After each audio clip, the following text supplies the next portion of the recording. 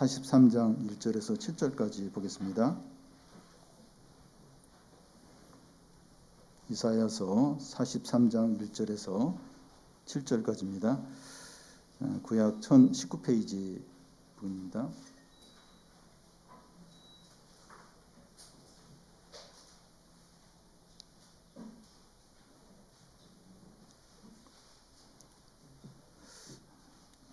이사야서 43장 1절에서 7절까지 한 절씩 교독하겠습니다.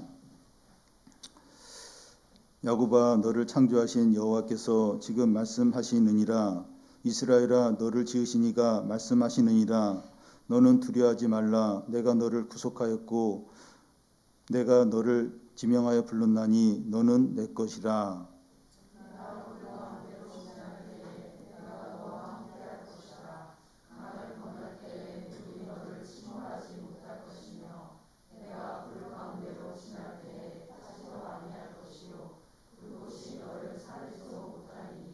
대저 나는 여호와 내 하나님이요 이스라엘의 거룩한 이요 내 구원자임이라.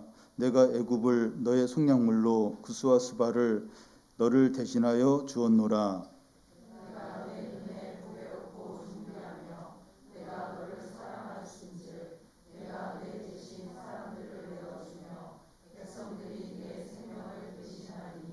두려워하지 말라. 내가 너와 함께 하여 내 자손을 동쪽에서부터 오게 하며 서쪽에서부터 너를 모을 것이며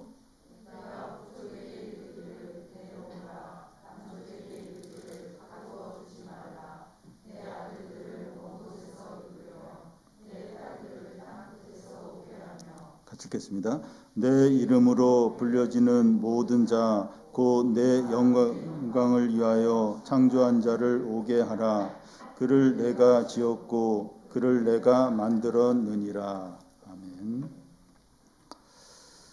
대학 입시가 거의 끝난 것 같습니다.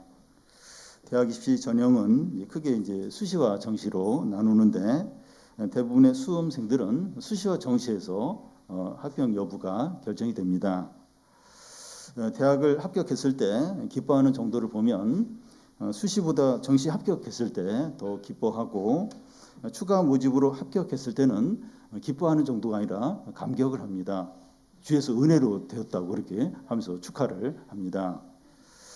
우리는 은혜보다도 공정이나 수고한 것에 대한 보상을 받는 것을 더 중요하게 여깁니다.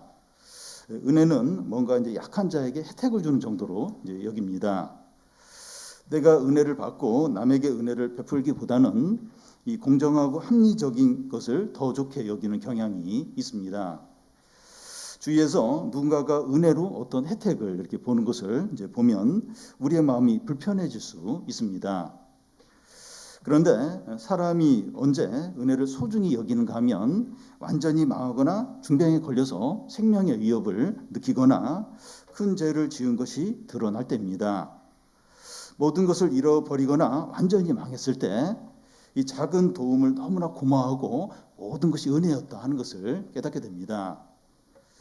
그런데 은혜가 중요한 이유는 우리가 구원을 받는 것은 우리의 선행이나 공로나 능력으로 되는 것이 아니라 은혜로 되기 때문이죠.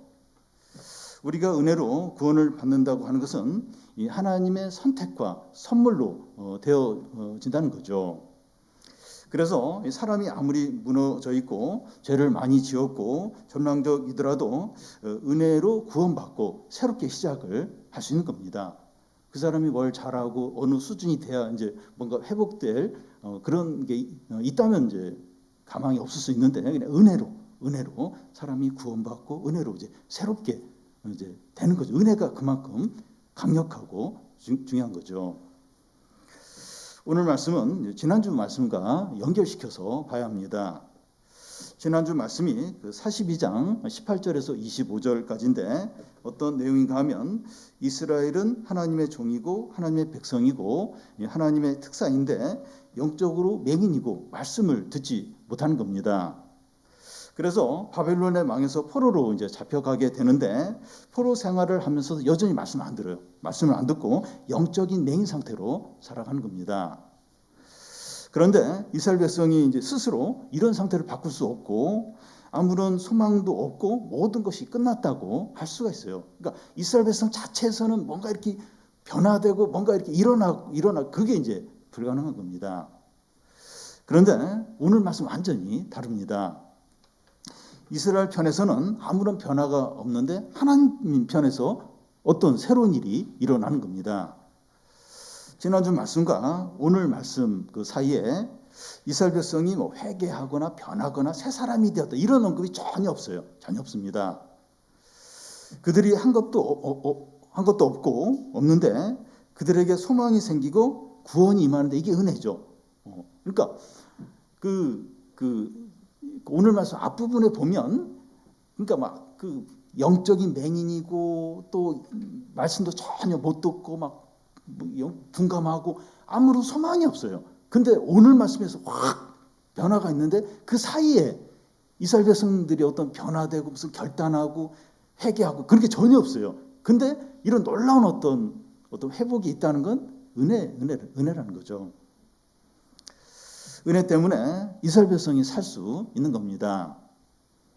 오늘 우리에게도 이제 그러한데요.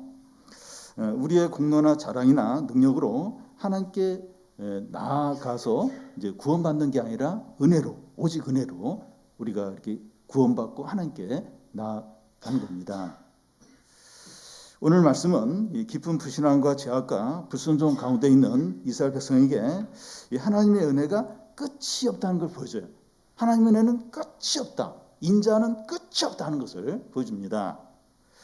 우리 자신이 약하고 죄를 지었고 침체되었더라도 하나님의 은혜가 끝이 없다는 것을 깨닫고 다시 일어나고 새롭게 시작하시기 바랍니다. 먼저 하나님과 이스라엘 백성과의 변함없는 이제 관계입니다. 1절, 2절을 한 절씩 교대로 읽겠습니다. 야곱아 너를 창조하신 여호와께서 지금 말씀하시느니라. 이스라엘아 너를 지으신 이가 말씀하시느니라. 너는 두려워 말라. 내가 너를 구속하였고 내가 너를 지명하여 부르나니 너는 내 것이라.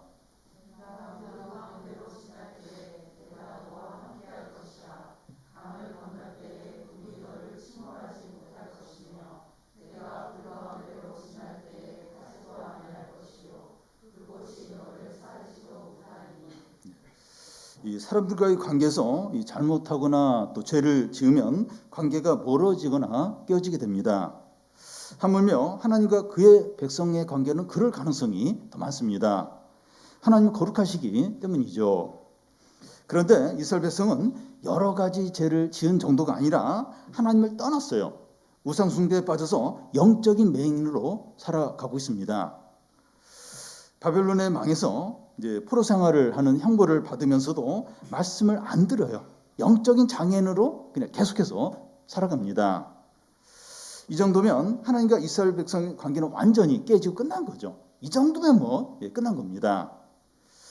조금이라도 그 양심 있는 이스라엘 백성이라면 우리는 하나님부터 버림받았고 끝났다 하는 것을 분명하게 깨달을 겁니다. 이런데 우리가 무슨 소망이 깼는가 하면서 완전히 우리 끝났다 이렇게 느낄 겁니다. 그런데 하나님은 이스라엘 백성에게 뭐라고 하십니까? 내가 너를 창조했고 내가 너를 구속하였고 내가 너를 지명하여 불렀나니 너는 내 것이라는 겁니다. 너를 지명하여 불렀다고 하는 것은 내가 특별한 목적으로 너의 이름을 불렀다는 거예요. 너는 내 것이라고 하는데 나는 너에게 특별한 권리가 있고 너도 나에 대해서 그렇다는 겁니다. 너는 내 것이라고 부를 수 있는 사람은 온 세상 가운데 한 사람, 이 부부관계뿐입니다. 하나님과 이스라엘 백성과의 관계는 부부관계처럼 특별하고 헌신적이고 인격적인 관계라는 거예요. 부부관계가 이런 관계인데 부부 사이에 죄나 허물이 없어야 이런 관계가 유지가 되죠. 그런데 하나님과 이스라엘 백성과의 관계에서 이스라엘 백성이 큰 죄악 때문에 관계가 깨어지는 것이 맞아요. 하나님은 거룩한 분이기 때문에 하나님과 이스라엘 백성이 이제 언약 관계에 있는데 이스라엘 백성이 큰 죄를 졌으면 깨지는 게 맞죠. 그렇게 하는 게 당연합니다. 그런데 하나님과 이스라엘과의 관계가 그대로 유지가 되는 거예요. 그 관계가 안 깨지고 유지가 되는 거예요. 은혜죠. 이게 은혜입니다. 하나님과 이스라엘 백성과의 관계가 하나님의 은혜와 선택으로 맺어진 관계이기 때문입니다. 뭔가 이렇게 뭘 잘 지키고 또 뭘 이렇게 잘하고 그러면 이제 이 관계가 유지되는 그런 관계면 벌써 깨졌어요. 근데 은혜 그리고 하나님의 선택 한 거기에 기초한 관계이기 때문에 이스라엘 백성이 큰 죄를 져도 이제 그 관계가 안 깨지는 겁니다. 물론 이 죄를 졌을 때 이제 돌이키도록 하나님이 어려움은 줘요. 그리고 고난을 당하게 합니다. 근데 그렇다고 해도 관계가 안 깨지는 거예요. 그러니까 막 그렇게 죄를 져가지고 이제 바벨론 포로에 잡혀가고 그래도 그 관계는 안 깨지는 겁니다. 왜냐하면 은혜 그리고 하나님의 선택에 기초한 관계이기 때문입니다. 이스라엘 백성이 이 창조자이시고 구속자이시고 주인 대신 하나님이 이제 말씀을 하세요. 이런 관계, 내가 너와 이런 관계 있다 하면서 그 관계에 계신 하나님이 이제 말씀을 하십니다. 어떤 말씀을 하시는가 하면 두려워하지 말라는 거예요. 하시는 말씀이 두려워하지 말라는 겁니다. 상황적으로 바벨론 포로 상태에 있고 신앙적으로 불신앙 가운데 있으니까 절망적이고 두려울 수밖에 없습니다. 바벨론 포로 상태에 있는 거예요. 그리고 신앙도 너무 안 좋아요. 너무. 그러니까 이제 낙심하고 두려워할 수밖에 없습니다. 우리가 하나님과 멀어진 상태에서 마음대로 살면 작은 어려움에도 두려워합니다. 하나님 없이 자기 마음대로 살면 아무것도 두려워하지 않을 것 같은데 그렇지가 않아요. 두려움이 굉장히 많아집니다. 우리가 어려운 상황에 있고 신앙이 약해도 두려워하지 않아야 되는 이유는 하나님이 우리에게 창조주 되시고 구속주 되시고 주인 되시는 관계 때문입니다. 우리가 큰 어려움에 있고 또 그런데도 믿음도 안 줘요. 믿음도 약해요. 그래도 너무 두려워하지 않아야 되는 이유가 하나님과 우리의 관계, 구속주이시고 창조주 되신 하나님과의 그 신실한 관계 때문입니다. 우리와 하나님과의 관계가 얼마나 신실하고 특별하고 인격적인 관계에 있는지 알 때 두려워하지 않게 돼요. 나 혼자다.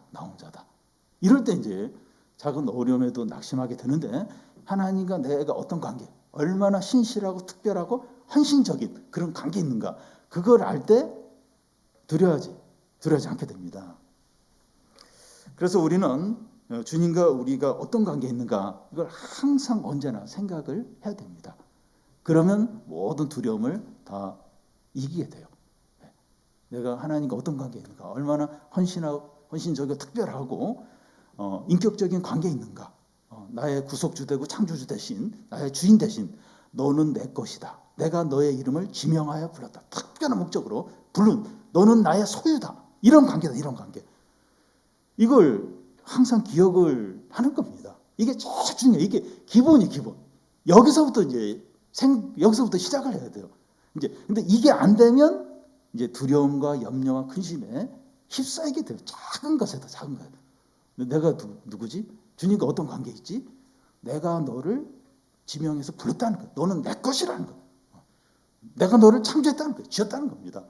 그러면 주님이 책임을 지시지. 그래서 언제나 어떤 상황에서나 이 주님과의 관계가 어떤가? 그거부터 시작해야 돼요. 거기서 이제 시작을 해야 돼요. 그러면 이제 두려움, 근심을 물리칠 수 있는 거죠. 하나님과 이스라엘 백성의 이 신실한 관계에서 하나님이 이제 무슨 말씀을 이제 하시는가 하면 내가 물 가운데 지날 때 내가 너와 함께 할 것이라는 겁니다. 강을 건널 때 강이 너를 침몰하지 못할 것이고 내가 불 가운데 지날 때도 타지 아니할 거라는 겁니다. 물과 불의 위협을 이제 말하는데 오늘날에도 이 물의 위협은 폭우, 수해를 말하는데 위협이 되죠. 이 불의 위협은 오늘날 뭐 건물 화재나 산불을 이제 가리키는데 이 불도 큰 위협이 됩니다. 이 물과 불의 위협은 모든 재난을 대표하는데 하나님께서 모든 재난 가운데서 보호해 주신다는 겁니다. 모든 재난 가운데서 하나님이 어떻게 보호해 주시는가 하면 내가 너와 함께 한다는 거예요. 어떻게 보호해 주시냐? 내가 너와 함께 한다는 겁니다. 너희가 재난을 받을 때 하나님이 그 옆에 있겠다는 거예요. 그러니까 그 하나님이 우리를 사랑하시고 또 이렇게 하나님과 특별한 관계에 있다고 해서 그 물과 불과 같은 어려움이 안 오는 게 아니에요. 막 물의 위험, 불의 위험 같은 그런 막 모든 걸 그냥 막 태워버릴 것 같고 위협적인 그런 어려움이 오는데 중요한 건 하나님이 함께 하겠다. 옆에 이제 함께 있겠다는 겁니다. 풀무불 가운데서도 같이 있는 거예요. 하나님. 그 풀무불 안에 같이 있고 사자굴에 들어가도 거기 옆에 같이 있는 거예요. 그러면 안전하죠. 하나님이 나와 특별한 관계가 있는데 왜 이런 경제적인 질병 또 사람과의 관계 어려움 또 뭐 이런 어려움이 왜 있는가? 어려움이 있어요. 물과 불의 위협을 당해요. 막 물이 막 삼키려고 하는 막 그런 수해 비슷한 일을 당하기도 하고 막 불에 탈 것 같은 어떤 그런 위협들이 있는데 중요한 것은 함께 하겠다. 함께.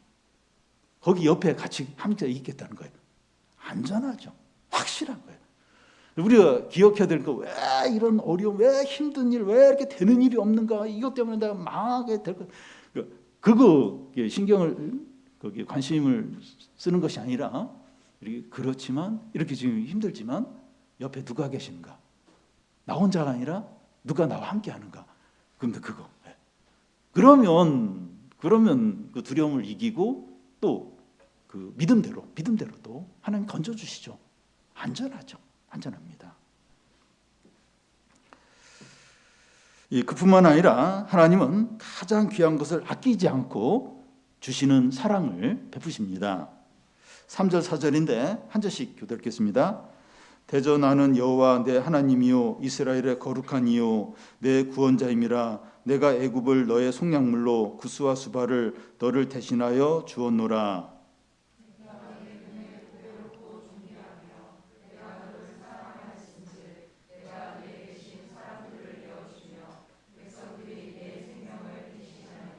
예. 먼저 하나님은 자신을 이제 소개하는데 나는 여호와 내 하나님이고 이스라엘의 거룩한 자이시고 너의 구원자시라는 겁니다. 하나님은 거룩한 분이고 구원자이기 때문에 큰 죄를 지은 그 이스라엘 백성을 구원하시려면 이스라엘 백성을 대신해서 하나님께 드려야 될 제물이 있어야 됩니다. 그 제물이 무엇인가 하면 애굽과 구스와 스바라는 겁니다. 그런데 애굽과 구스와 스바가 실제로 이스라엘을 대신해서 하나님께 제물로 드려지지는 않았습니다. 이 상징적인 표현인데 이 말씀을 어떻게 이제 해석해야 하느냐 이제 하는 건데 애굽은 이스라엘을 위해서 존재했다고 이제 보는 거예요. 그러니까 애굽이 이스라엘을 위해서 하나님께 이렇게 제물로 드려졌다 이걸 이제 이 상징적으로 봐야 되는데 그 애굽이 이스라엘을 위해서 존재했다 하는 것으로 이제 볼 수 있습니다.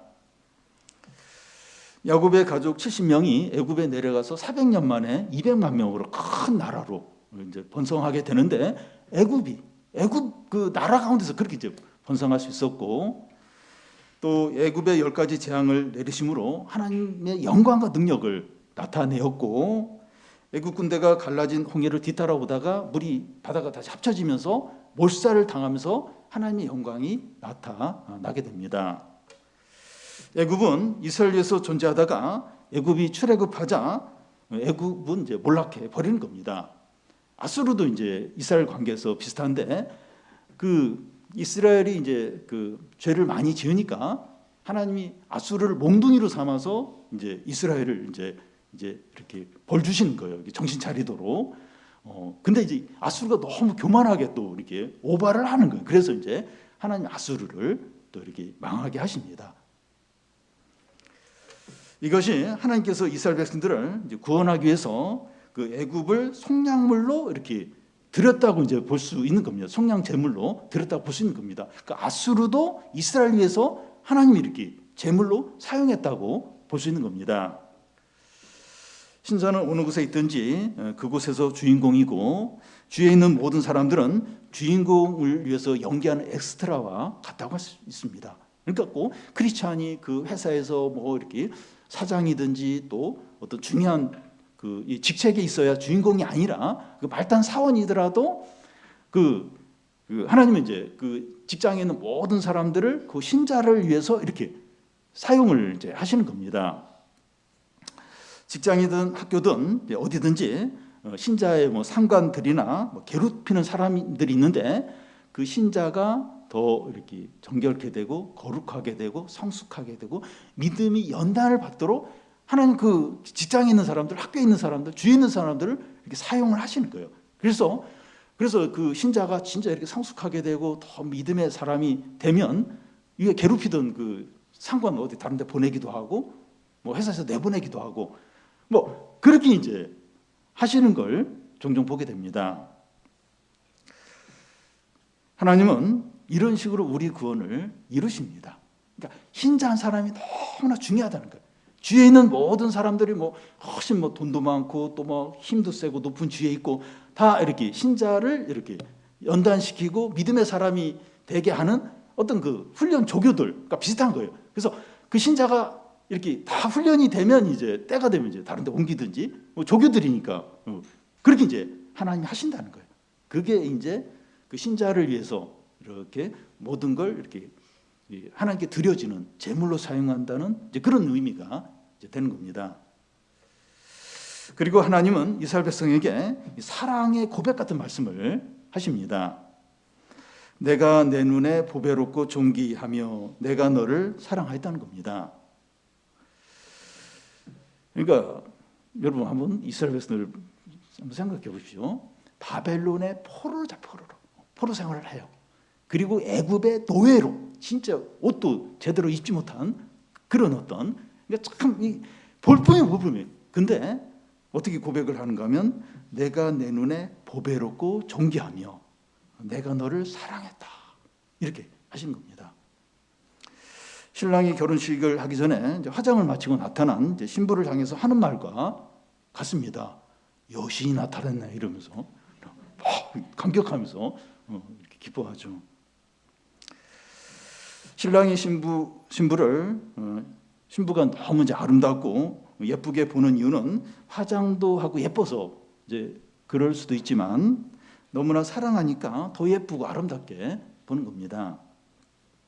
그런데 하나님이 이스라엘 백성들에게 보배롭고 존귀하다고 그렇게 이제 하시는데 그 이유가 실제로 멋있거나 선하거나 이 재능이 많기 때문이 아니라 사랑하기 때문입니다. 그러니까 외적으로나 사회적 지위나 보면 사랑할 게 없어요. 그 상황도 지금 형편없는데 믿음이라도 줘야 돼. 믿음도 없는 거예요. 그렇게 막 말씀도 안 듣고 또 영적으로 둔감하고 근데 이제 사랑하니까 보배롭고 존귀하다고 그렇게 이제 보시는 겁니다. 사랑하면 외모도 뛰어넘고 잘못한 것도 용납하면서 예쁘게 보는 거죠. 부모가 이렇게 자녀에 대해서 또 할머니 할아버지가 손자 손녀에 대해서 뭐 잘못을 해도 뭐 못되게 해도 막 그까지 이쁘게 이제 막 보일 수 있는 거죠. 하나님은 우리에게도 이렇게 하십니다. 남들이 우리를 어떻게 여기더라도 하나님 우리를 사랑하시면서 보물로 보는 거예요. 남들은 그렇게 뭐 무시할 수 있어요. 뭐도 없고 잘하는 것도 없고 뭐 이러면서 막 우리를 막 무시하고 막 투명 인간 취급하고 막 그럴 수 있어요. 근데 하나님은 그렇게 안 봐요. 우리의 외모나 그런 거 상관없이 우리를 일단은 사랑하세요. 그냥 사랑하세요. 그러면서 보물처럼 너는 나의 최고의 보물이다. 존귀하다. 보물처럼 실제로 그렇게 여기시는 거예요. 그렇게 여기시고 사랑을 하시는 겁니다. 근데 하나님은 사랑해서 보배롭고 존귀하게 보는 것으로 끝나는 것이 아니라 가장 큰 것을 주십니다. 4절 중간에 보면 내 대신 사람들을 내어주며 백성들이 내 생명을 대신한다는 겁니다. 이스라엘 백성을 대신해서 사람을 내어주고 생명을 내어준 예는 성경에서 찾아보기가 어렵습니다. 한 가지 있는데 하나님의 아들이 우리 죄를 위해서 십자가에 죽으신 겁니다. 로마서 5장 6절에 보면 우리가 아직 연약할 때 기약대로 그리스도께서 경건하지 않는 자들 위해서 죽으셨도다. 하나님이 우리를 사랑하셔서 하나님의 아들을 죽게 하셨습니다. 하나님의 아들이 죽었다는 건 하나님이 죽은 거죠. 그러니까 우리를 막 너무 사랑하시고 보배롭게 여기는데 그 사랑이 자신이 죽는 거예요. 자신의 목숨을 버리면서 사랑을 하시는 겁니다. 하나님의 아들이 우리 위해서 죽으신 이유는 우리가 선하거나 착하거나 똑똑해서가 아닙니다. 그래도 나는 남들보다 모두 잘하고 그런 게 전혀 아니에요. 그런 게 절대 아닙니다. 우리를 사랑하시기 때문에, 그냥 사랑하시기 때문입니다. 우리를 사랑하기 때문에 자기 목숨을 아끼지 않고 주신 것은 너무나 큰 은혜입니다. 이걸 다른 걸로 설명을 할 수가 없어요. 내가 그래도 남들보다 내가 그래도 또 잘하니까 똑똑하니까 그건 전혀 아니라는 거예요. 그냥 사랑하기 때문에 이렇게 자신의 목숨을 준 은혜죠. 이게 은혜입니다.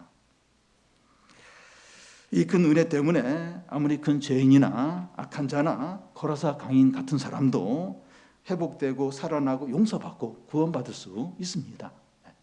어떻게 저런 절망적인 사람이, 저런 큰 죄인이 어떻게 회복이 되고 다시 은혜가 너무 큰 거예요.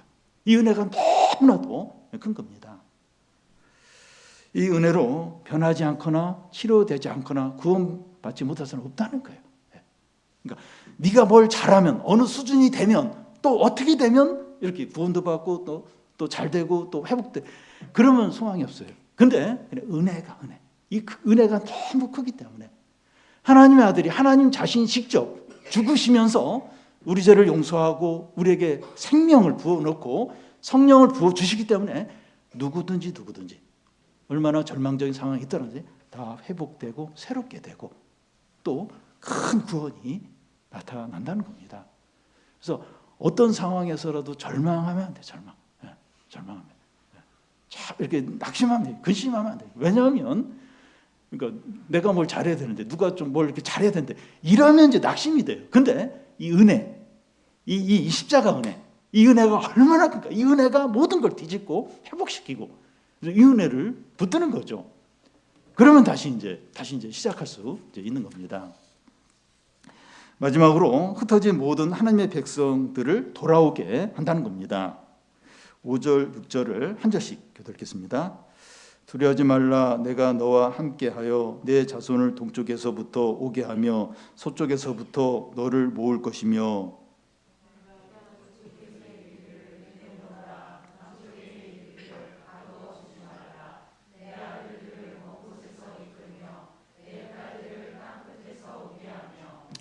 북이스라엘은 아수르에게 망하면서 다른 지역으로 강제 이주를 당했고 유다는 바벨론에 망하여서 포로로 끌려가면서 흩어지게 되었습니다. 그 외에도 이스라엘은 여러 강대국의 공격을 받을 때마다 여러 나라, 세계 각지로 흩어지게 됩니다. 이스라엘 백성에게 이런 현실은 큰 슬픔이에요. 그리고 절망입니다. 특히 디아스포라라고 하는데 여러 세계 곳곳에 흩어져서 그곳에서 유대인 공동체 만들어서 멸시와 차별과 핍박을 받으면서 그렇게 이제 유대 백성들, 이스라엘 백성들을 그렇게 사는 겁니다. 이 현실이 너무 고통스럽고 절망이죠. 그런데 여호와 하나님은 두려워하지 말라. 내가 너와 함께하여 내 자손을 동쪽, 서쪽, 남쪽, 북쪽 사방에서 모으겠다는 겁니다. 그런데 이 말씀대로 돌아온 것은 이 동쪽에 해당하는 바벨론에 끌려간 포로들만 이제 돌아왔습니다. 그리고 다른 지역에서 흩어진 많은 그 이스라엘 백성들이 있었는데 못 들어왔습니다. 그러면 하나님의 이 말씀은 어떻게 된 겁니까? 5절에 내 자손이 나오는데 미래의 자손으로 봐야 됩니다.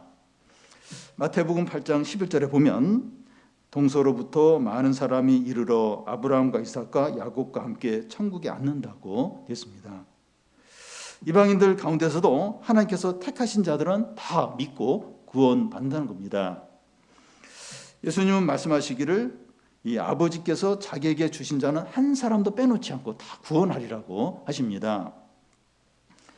6절 중간에 내 아들을 먼 곳에서 이끌며 내 딸들을 이 땅끝에서 오게 한다고 하는데 이 부모가 잃어버린 자기 자식을 찾듯이 한 영혼도 빼놓지 않고 돌아오게 한다는 거예요. 내 딸들, 내 아들들 그 사방에서 다 모으겠다. 그러니까 부모가 잃어버린 자식을 포기하겠습니까? 어떻게 쓰는지 어디에 있든지 가서 찾죠. 그렇게 부모가 잃어버린 자녀를 찾듯이 한 영혼도 잃어보지 않고 다 모으겠다는 겁니다. 이 택한 자, 믿기로 된 자는 한 사람도 빼놓지 않고 다 돌아오게 한다는 거예요. 하나님의 열심으로 하나님이 그렇게 한다는 거예요. 사람이 그렇게 한다는 게 아니라 하나님, 내가 이 택한 자들, 믿기로 된 자들, 구원받기로 된 자들은 한 영혼도 빼놓지 않고 내가 부모, 잃어버린 자식을 찾는 그 심적으로, 부모의 심적으로 하나님 자신이 그렇게 모으겠다는, 다 모으겠다는 거예요. 다 찾아오겠다는 겁니다. 세계 각지에서 돌아온다고 하는 것은 예루살렘으로 이제 모인다, 예루살렘으로 이제 직결한다, 그런 의미가 아니라 각자가 있는 자리에서 복음을 믿고 하나님께 돌아오는 것을 말하죠. 그러면 이제 하나님께 돌아온 거죠. 마지막 날 영혼의 추수가 있는데 알고가 쭉정이로 구분해서 쭉정이는 불 가운데 다 태우고 알곡은 한 알도 잃어버리지 않도록 다 철저하게 이제 챙깁니다. 그러면서 이제 그 알곡은 이제 다 천국에 들어가는 거죠. 그러니까 한 알이라도 알곡인데 실수로 놓쳐서 지옥불에 던져, 그런 경우는 없다는 거예요. 알곡과 쭉정이를 정확하게 구분하고 알곡은 한 알도 이렇게 잃어버리지 않도록 철저하게 챙겨서 천국에 이렇게 들어가게 한다는 겁니다. 하나님은 구원받은 영혼은 하나도 잃지 않고 다 찾으십니다. 어디에 있든지 아무리 멀리 있든지 구석에 있더라도 하나님은 다 찾아서 모으십니다. 너무 구석에 있으면, 너무 먼 곳에 있으면 사람들은 잘 못 찾아, 잊어버려요. 근데 하나님은 안 잊어버려요. 아무리 구석에 있고 모든 사람에게 잊혀져 있고 그렇다 할지라도 반드시 찾아가서 모으신다는 거예요.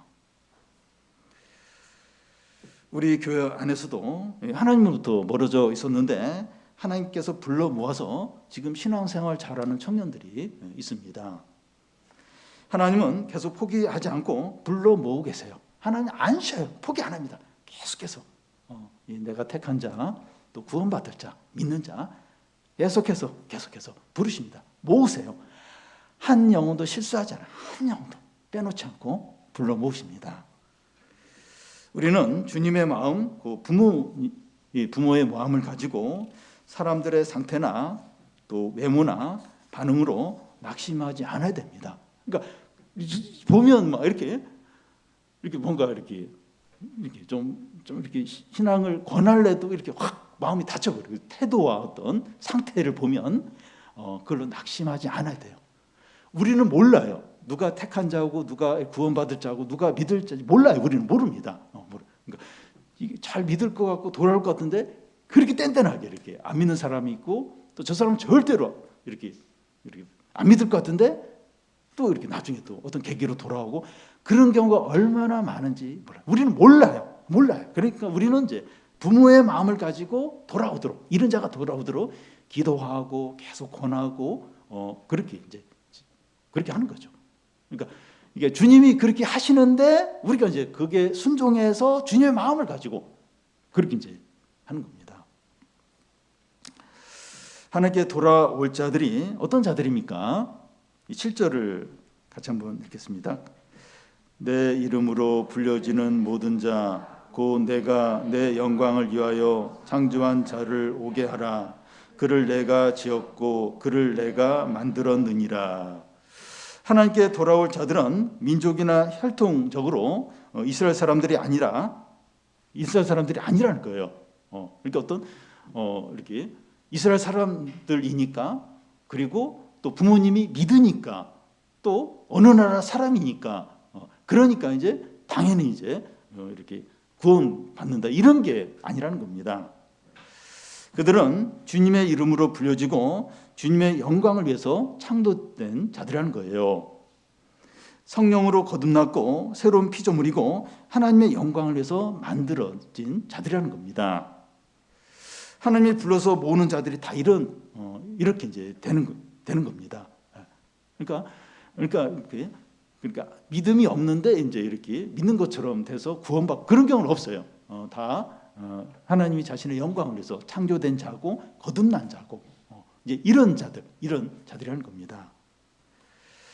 사람들이 하나님께 돌아오고 구원받는 것이 은혜로 돼요. 은혜. 진짜 은혜로 됩니다. 은혜로 됩니다. 하나님께서 이 모든 것을 하시는 목적은 사람의 영광이 아니라 하나님의 영광을 위해서 합니다. 사람이 이렇게 주목받고 사람이 뭐 칭찬, 그 사람을 위해서 아니라 하나님의 영광을 위해서 이 모든 일을 하십니다. 그래서 이 하나님께 돌아온 신자는 무엇을 하든지 자기 이름과 자기의 어떤 유명하게 되는 거나 자기의 유익을 위해서가 아니라 하나님의 영광을 위해서 해야 됩니다. 우리가 이제 은혜로 구원받고 이 자리에 또 은혜로 앉아 있고 또 하루하루를 사는 것도 은혜로 우리가 사는데 하나님의 뜻과 하나님의 이름과 하나님 나라를 위해서 모든 것을 하는 성도들이 되시기 바랍니다. 우리 좀 찬양하고